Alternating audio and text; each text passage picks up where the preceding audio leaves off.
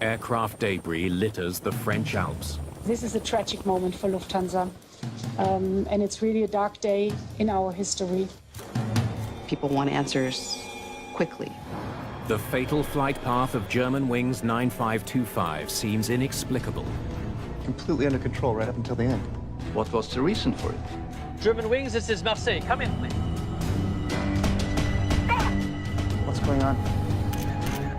Black box data points to a shocking possibility. As a safety investigator, you think, how could this happen? Open this damn door! One so dark, it's almost beyond belief.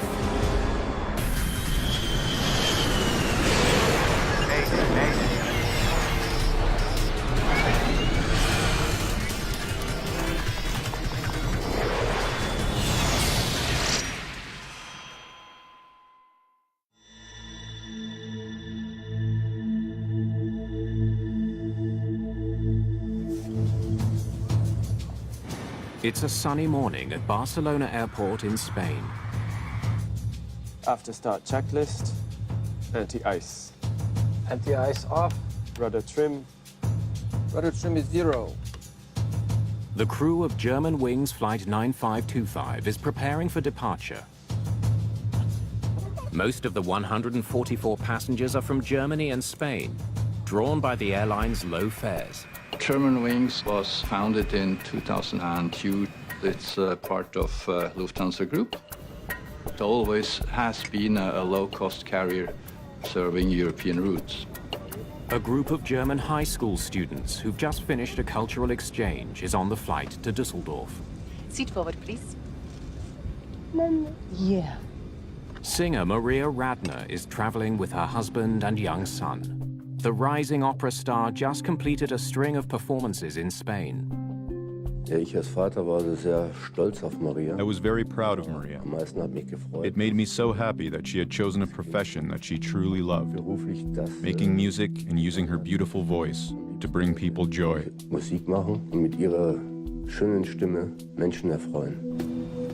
Flight attendants, please take your seats for takeoff. Captain Patrick Sondenheimer is a former Lufthansa first officer who recently transferred to Germanwings. That was a good opportunity to change from co-pilot, be upgraded as a captain and fly for Germanwings on the European routes. You have control? I have control. First Officer Andreas Lubitz, who has been with the airline for just over a year, will handle the flying. As a co-pilot, you're learning every hour, every day, on every flight. Cleared for takeoff, 07 right. Germanwings 9525.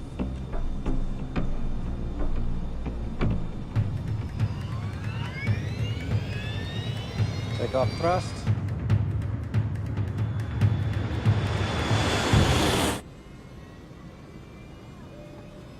It's a routine takeoff on an ordinary Tuesday morning. 80 knots. Cross-checked. V1. Rotate. Just after 10 a.m., Germanwings Flight 9525 gets airborne. 2-3 minutes after takeoff, they must have broken cloud and been climbing out into the sun. Autopilot on. Autopilot on. They're heading northeast over the Gulf of Lion towards the French Alps. They should be in Düsseldorf in just over 2 hours.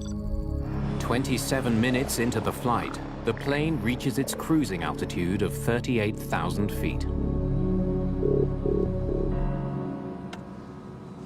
Marseille, Germanwings 9525. On the left plate, level 380.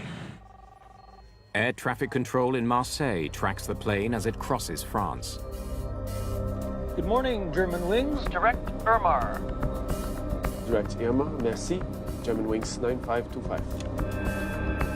Irmar is a well-known waypoint in the French Alps. A point you overfly when you do this route, and then you don't talk to ATC any longer until they tell you to start your descent.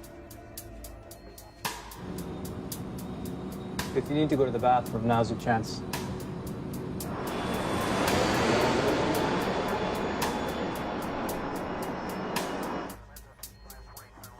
Four minutes later, the controller in Marseille notices something odd.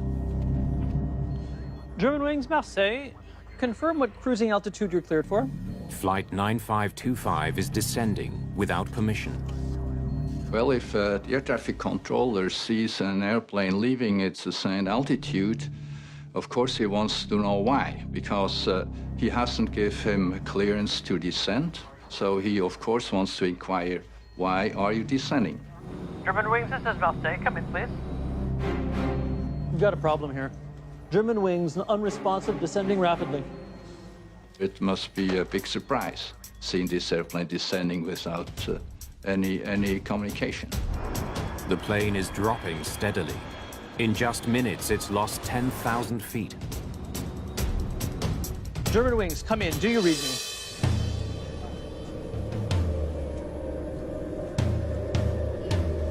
Are we landing already? It seems odd. We shouldn't be.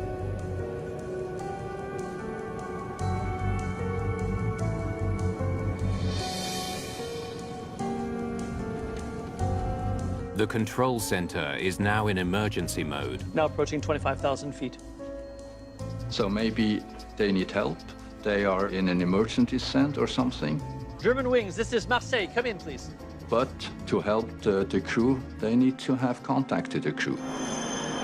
The Airbus is hurtling downwards at maximum operating speed, an astonishing 350 knots. Germanwings, come in. Lima, Echo, X-ray, relay from Marseille. I need you to try and contact Germanwings 9525. What is their situation? And there was even another airplane that tried to relay air traffic control's requests. 9525, how do you read? But there was no answer. The plane has dropped below 7,000 feet. The towering mountains loom closer. It's been 10 minutes with no radio contact. An eternity for controllers. He's powerless. There's nothing he can do about it. He just has to watch. It must be absolutely devastating. Hold up.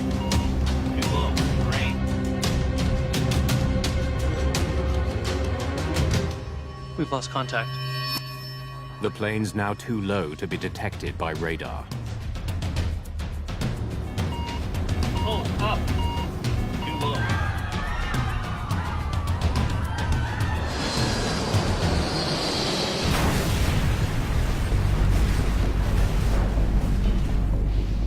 The airplane really crashed at a very high speed. It was very important that police forces get access to the accident site immediately. Rescuers race to find the crash site of Germanwings Flight 9525. At the same moment, the world's attention turns to these remote peaks in the French Alps. The news about this plane crash spread very quickly on social media. I mean, Twitter just lit up. Nicola Clark is a reporter for the New York Times. Bits and pieces immediately started coming out, people asking questions on social media, almost simultaneous with the news alerts. It takes an hour for searchers to spot the first remains of Flight 9525. Hope of finding survivors quickly fades. The first helicopters that flew over the site found just sort of an aircraft obliterated, just shattered into small bits and pieces. It was pretty immediate that they concluded that there couldn't possibly have been any survivors. Among the dead, 16 young students who will never return home to their families in Haltern, Germany. The death of opera singer Maria Radner and her young family is another devastating loss. Überhaupt keine Gedanken. Sie sind ohnmächtig. You're overwhelmed by it. You cannot think about anything other than the death of your children. Nicht mehr in der Lage, an irgendwas anderes zu denken als an den Tod ihrer Kinder. The enormity of the crash quickly sinks in. It's the worst air disaster on French soil in more than 3 decades. The aviation community needs an explanation. Was it an incapacitation of the pilot? Was it a technical malfunction? What was the reason for it? Accidents like this take on a magnitude and a life of their own.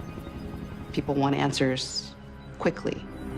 The disturbing answers will come more quickly than anyone imagines.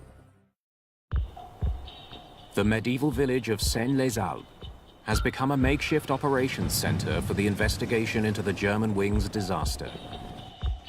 Arnaud Desjardins leads the investigation for the BEA, the French Accident Investigation Agency. Keep personal effects separate from the other debris, please. We knew it was going to be a big job. Big job meaning you would have to coordinate not only with Airbus and so on, but there was going to be a big political issue, a big international investigation. If there's any sign of the black boxes, let me know. Desjardins hopes his team can quickly recover the plane's flight recorders. They could hold crucial evidence. But combing through the wreckage is proving to be a heart-wrenching task.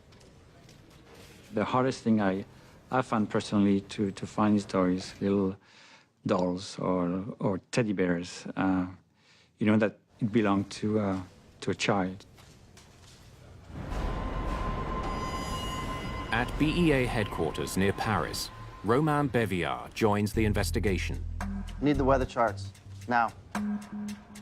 My part was to gather some facts on the accident itself, but at the same time to coordinate with the judicial authorities, with our counterparts from Germany, from Spain. It's standard procedure to check if weather conditions might be a factor. In the Alps, the weather can change in an instant.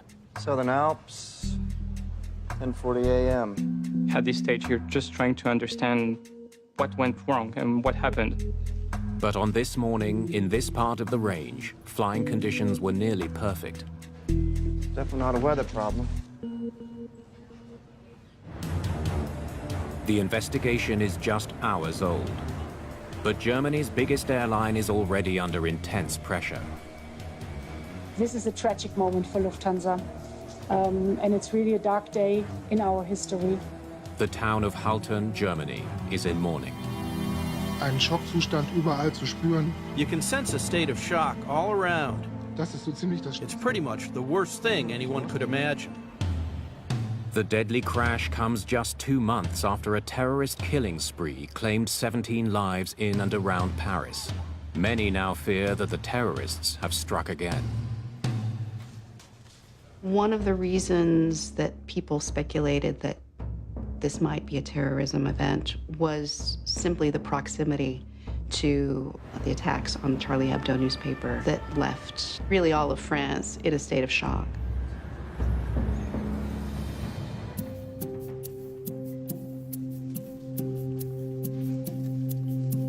Is this a radar track from air traffic control?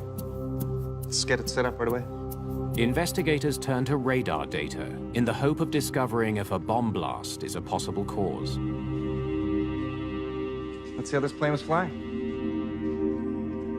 They study the flight path, noting altitude, time, and direction. What they find is a straight, controlled path downwards. Completely under control right up until the end. It was looking like a normal descent. It's just that it was not happening at, let's say, the proper time.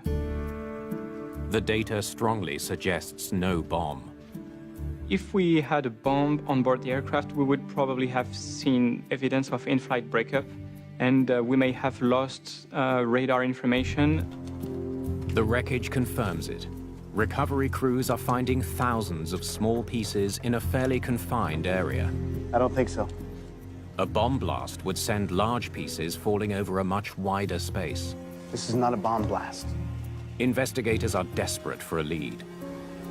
They wonder if the Marseille air traffic controllers have any information that might help explain the strangely steady flight path. Very straight line. The ATC controller is not an eyewitness, but he may be the last person who talked to the crew or who could notice anything unusual. Germanwings Marseille, confirm what cruising altitude you're cleared for. Germanwings, this is Marseille. Come in, please. I'd never seen that before. So after they confirmed the waypoint, you never heard from them again? Not a word. The controllers are just as baffled as the investigators. They indicated us that they tried to call the Germanwings flight crew 11 times. Germanwings, this is Marseille. Come in, please. And they never got any answers. Germanwings, come in. Do you read me? And the fact that crew did not respond to ATC control was intriguing, and it was really unusual. Investigators struggle to understand Germanwings' mysterious descent into the mountains. Have we got through to maintenance yet? They wonder if a mechanical failure might be to blame. Something the crew could not control. The A320 is one of the most popular planes in the sky. Anti-ice. Anti-ice off. Investigators worry the Airbus may have a hidden flaw. Rudder trim is 0. If there is some kind of a technical problem, especially an aircraft like the A320, they want to know as quickly as possible and get that resolved in order to eliminate that risk for the rest of the flying public. One theory fits the strange flight path: loss of cabin pressure. We've got a problem here. Germanwings, unresponsive, descending rapidly. When the airplane depressurizes and the pilots do not get enough oxygen, they will suffer from hypoxia. In other words, they will lose consciousness in a very short time, depending on the altitude of the airplane. At flight level 380, they will lose consciousness within about 10 to 15 seconds. Germanwings, come in. Hypoxia would explain the radio silence. It would not be the first time it happened. In 2005, a Boeing 737 ran into trouble en route to Athens. Ilios 522, do you read? All radio contact was lost after the crew became incapacitated by a lack of oxygen. The pilots never regained consciousness, and that flight ultimately crashed when the plane ran out of fuel.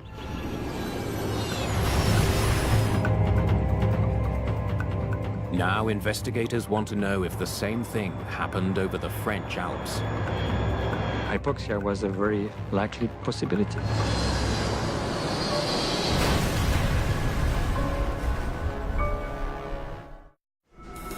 Investigators discover that Germanwings looked into a mechanical issue with the plane the day before it crashed.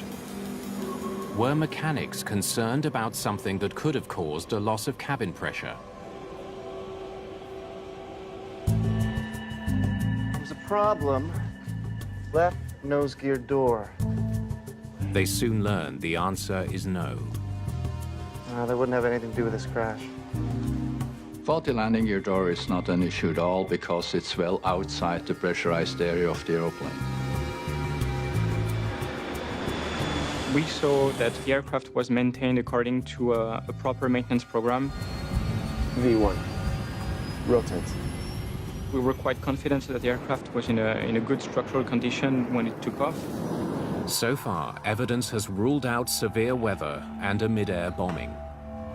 There are no red flags in the maintenance records. Investigators are still in the dark. We can't completely rule out hypoxia. But before the first day of investigation is through, the team has a new lead. We found it. Searchers have found the cockpit voice recorder. It's in bad shape, but if the data can be retrieved, it could answer a lot of questions. There was hope that that recording would reveal something clear about what actually happened. Crews continue the difficult job of recovering bodies from the mountains near Seine-les-Alpes. The local gymnasium is now a welcome center for grieving families. Air crash investigators, military police, and firefighters all work the crash site. Their focus is finding the second black box, the flight data recorder. Literally dozens of people looking. We had difficulties in locating it, but we were not going to leave this accident site without recovering the flight data recorder. French prosecutor Brice Robin arrives on the scene to oversee a separate criminal investigation. In France, it's a very different situation. The French authorities automatically open two investigations, a technical investigation into the causes of the crash and a criminal investigation that ultimately seeks to determine whether there was any liability. The two investigative teams must work side by side. For now, neither can point to a cause. There simply isn't enough evidence. We cannot understand how an airplane which was in perfect technical condition with two experienced and trained Lufthansa pilots was involved in such a terrible accident. Are we ready? Could the cockpit voice recording provide new insights? Captain is mic 1, first officer is mic 2. I've worked for 6 years as a flight recorder specialist. We may not be able to understand why everything happened, but at least we have a good starting point. After start checklist. Anti-ice. Anti-ice off. Okay, so the captain's running the checklist. That means the first officer is flying. Rudder trim. Rudder trim is 0. The checklists and taxi to the runway are all faultless. 80 knots. Cross-checked. V1. Rotate. The takeoff seems fine. They hear no hint of any trouble.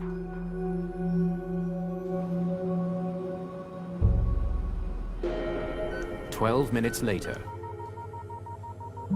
a flight attendant requests entry to the cockpit. What you can hear there is clicks and clacks of switches being operated. I'll let her in. You can hear cockpit doors opening and closing, so you have a lot of sounds that can be interpreted. How delayed are we? Some of the passengers are asking. 30 minutes. We might make some of that up in the air, but not much. Okay. Do either of you need anything? I'm getting a bit hungry. Would you mind bringing me some lunch? I'll be right back. There was some general talking about the flight. You could tell by the tone of their voices that it was like a normal follow-up of the flight. If you need to go to the bathroom, now's your chance. Good idea. I think I will go.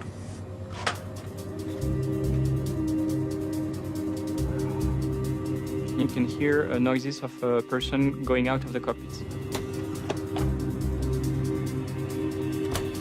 And from this point, the cockpit gets very quiet. Captain's left the cockpit. The first officer is alone in there. It is the exact moment that the plane starts descending. No voices can be heard in the cockpit for 2 minutes. Then 3. Then 4. Captain is still in the bathroom. First officer is clearly on his own. The cockpit microphone picks up the sound of the first officer breathing. Evidence that the plane did not suffer a fatal depressurization.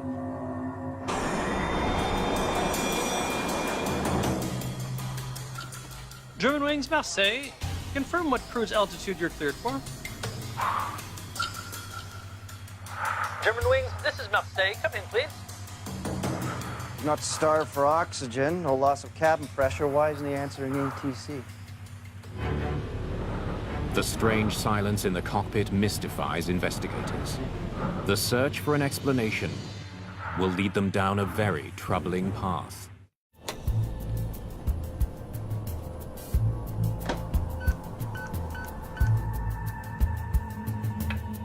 Investigators hear the captain trying to regain access to the cockpit of Flight 9525. The pilot could re-enter by pressing a buzzer.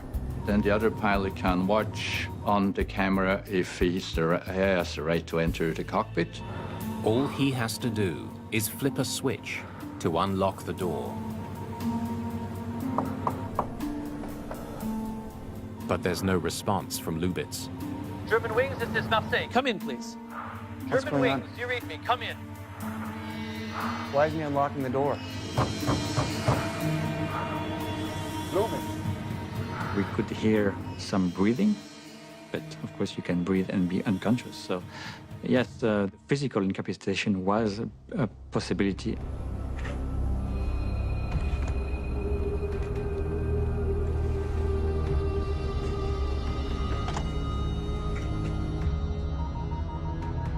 The intercom's working, we can clearly hear it.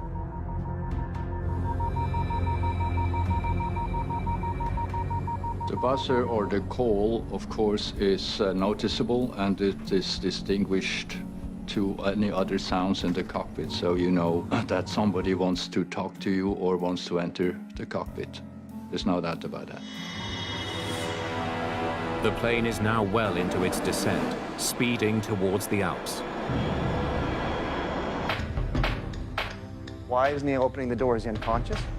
The sound of the banging grows louder and louder. Hearing the banging on the door is quite disturbing because it's not what you're used to listening to when you listen to CVRs. Low, up. Too low. Brain. Too low.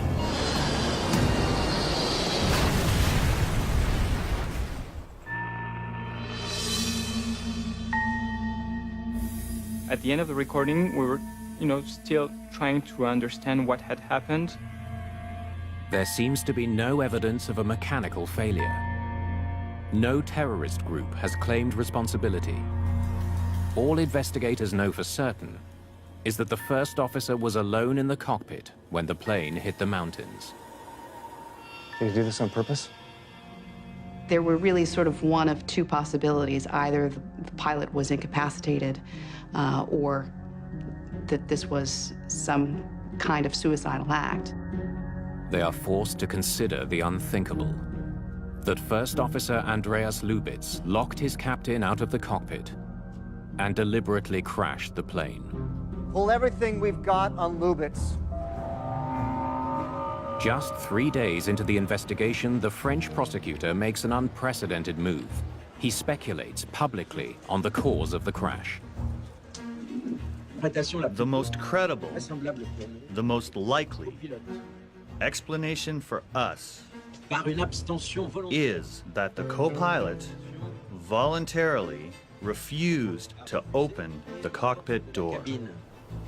Though all the facts still aren't known, the prosecutor's statement paints a chilling picture. It was something that was not only a shock to the public at large, but I think particularly a shock to the aviation community and to the pilot community. Within hours, several European airlines vow to make rule changes, requiring 2 crew members in the cockpit at all times. Hi, hello, I'm calling from the Accident Investigation Bureau. I wonder if you had just a few moments to talk about your colleague, Mr. Andreas Lubitz. The BEA's job now is to find out why a 27-year-old pilot with a bright future ahead of him might want to deliberately crash a passenger plane. As a safety investigator, you think, how could this happen? Okay, thank you very much. You just need 5 minutes of your time if you... Yes, hello. This is Arnaud Desjardins. Okay, I understand. None of Lubitz's close friends or family will speak to them. How about you? Any success? No. No one will talk. There is a very strong culture of privacy in Germany, and family members tend to be quite guarded. Reporters visit his local flying club. People there remember Lubitz as an unassuming young man who loved to fly. Mitglieder des Vereins sind schlichtweg geschockt. He was a very calm, responsible man. It's inconceivable. Das ist unvorstellbar. In a Düsseldorf neighborhood, the search for evidence intensifies. The German police went to Andreas Lubitz's apartment and started looking for any and every bit of evidence as to what might have motivated him, what his mental state might have been. An examination of Lubitz's personal life could answer the question now being asked around the world. Was there a dark and dangerous alter ego hiding behind a calm exterior? As the perilous recovery work continues in the French Alps, so does the search for the flight data recorder. A key piece of evidence that could reveal if the plane was deliberately flown into the ground. In Paris, aviation investigators dig into Andreas Lubitz's background, his training, and medical records. Okay, let's see what we've got.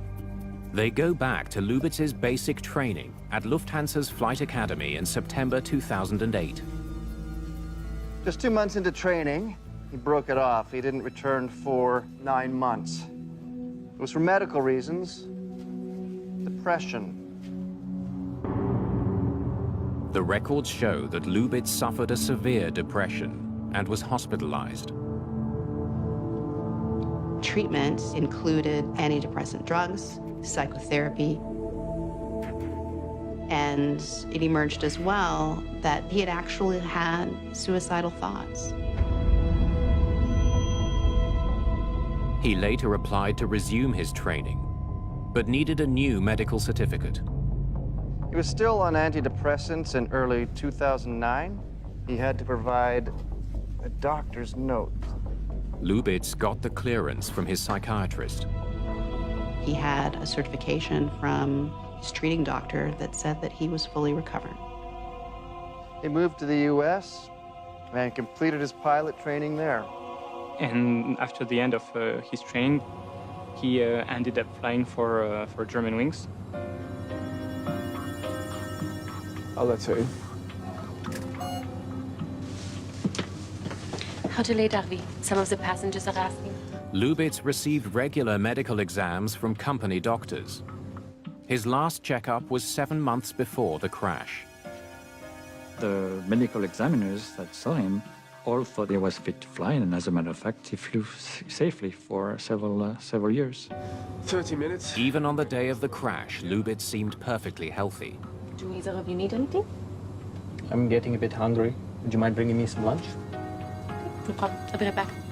A mental health problem might not necessarily lead to significant changes about their behavior. Professor Robert Bohr is a specialist in aviation psychology. In some cases, people do put out signs that they are feeling increasingly fragile and disoriented to the extent that they may be thinking of suicide.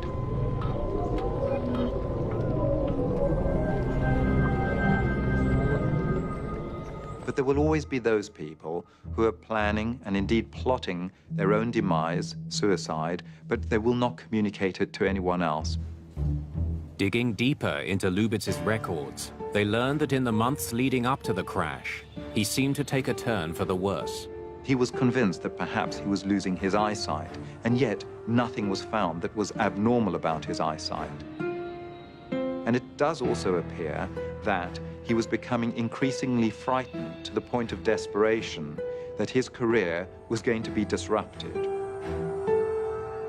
He saw something like 41 different doctors complaining of the same symptoms and same issues.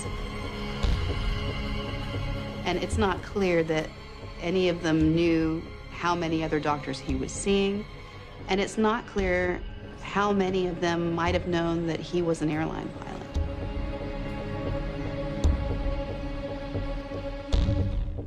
Among the items found in Lubitz's apartment, investigators make a remarkable discovery. What have we got here?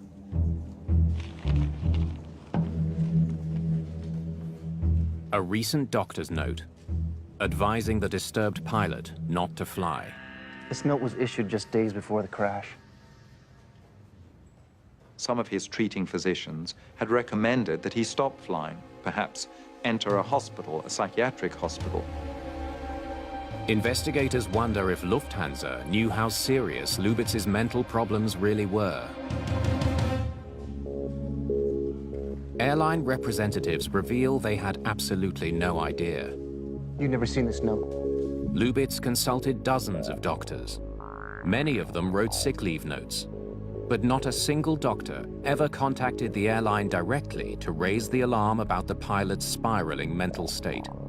And they are assuming that when they provide these sick leave certificates, the co-pilot will himself forward those sick leave certificates to the authority or to his employer, and therefore he will not be flying.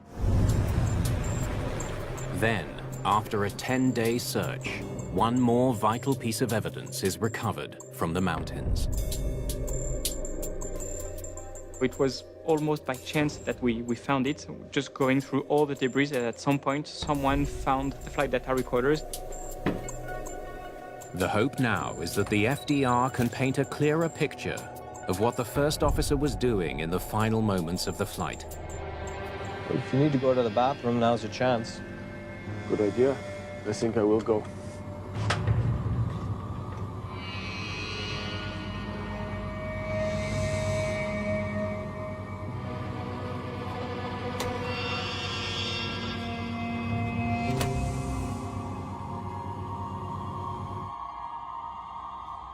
"100 feet. Right after the captain left, he set the altitude to 100 feet. The data confirms that Lubitz was fully conscious throughout the descent. Alone in the cockpit, he dropped the altitude to its lowest setting and cranked the speed dial several times until it reached maximum operating speed. He was conscious to the very end. He was actively controlling the plane.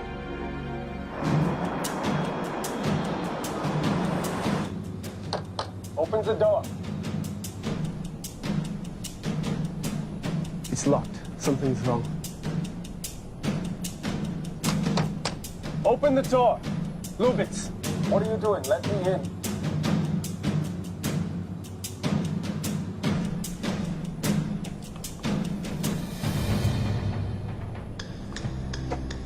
Open the door. Lubitz! Lubitz! Open this damn door! You need a crash axe. Open the door! There is always a crowbar, or we call it an emergency axe on the airplane, to gain access to a fire if the fire is behind panels. Come on! Open the damn door! Come on! Look!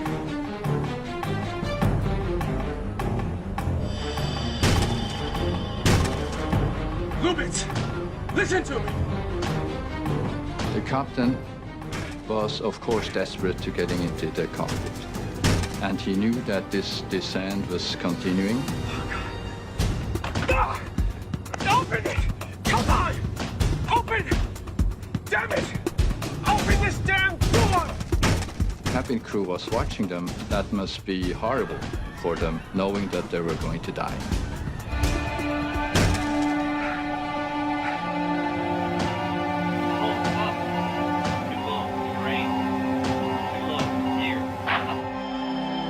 German wings, come in. Do you read me?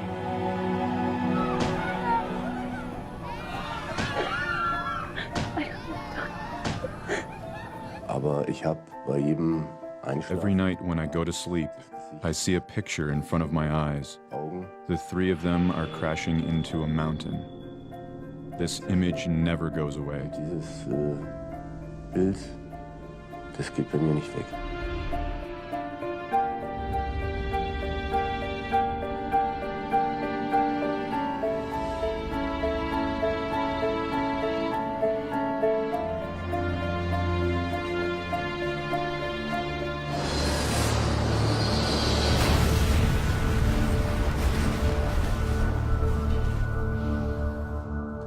The terrifying cause for the loss of 150 lives has been confirmed. But investigators are about to discover that the tragedy of Germanwings Flight 9525 has one more dark chapter.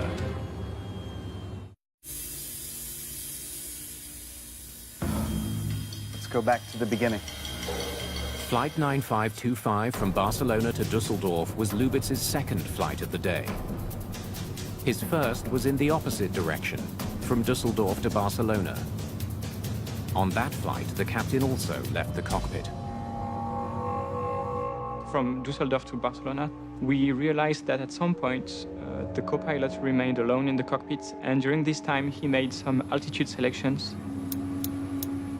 After the captain stepped out, Lubitz briefly set the altitude to 100 feet. Those altitude selections went back to normal before the captain came back. It was a dry run, a quick rehearsal for a tragedy just hours away. Everything okay? Yes, everything's just fine.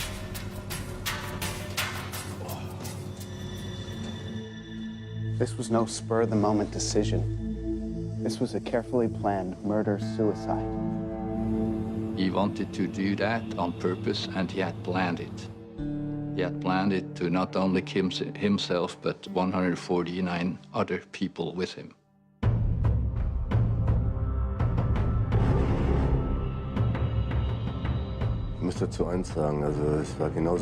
I have to say it was as bad as learning about the death of my daughter. It hit me very deeply. Even to this day, I can't imagine it. What exactly was going on in Lubitz's mind may never be known. None of the doctors who treated him would speak to investigators. But experts in the field agree. Lubitz was likely suffering from a psychotic depressive episode. That person is no longer fully in control of all of their cognitive functions. Hello, Lubitz. This person loses a sense of reality, they become very distracted, and it's at that level that things are more concerning, particularly in aviation. A psychotic pilot somehow ended up alone in the cockpit of a passenger plane. One of the questions that, still lingers out there is, when was the moment that Andreas Lubitz could have been stopped? When was the moment that this disaster could have been prevented, and who could have done so? There were over 40 doctors who knew the medical situation of this murderer, and not one of them took measures to somehow prevent such a tragedy. So ein Unglück zu verhindern. I love you. And I think that that is the saddest part. There was information available that could have actually prevented this accident. Investigators conclude that the importance of personal privacy in German society likely played a role. Doctors in Germany have a very good reason not to share any patient information. In the German system, doctors can potentially face prosecution if they breach their patients' medical confidentiality. They were relying upon him to select himself out of flight. The fact that he didn't do this is both a failure of the individual pilot, but also a failure of the medical system. In my opinion, there was too much weight given to doctors' confidentiality over safety. And I think we need to do a step in the right direction to have safety first and confidentiality afterwards. In its final report, the BEA calls for clear rules for healthcare providers, rules that could help stop the next Andreas Lubitz. We recommend to adjust the line between public safety and the protection of personal information. They also recommend more stringent mental health evaluations for airline pilots. We have put together a set of safety recommendations that makes the system less likely that such an event will happen again in the future.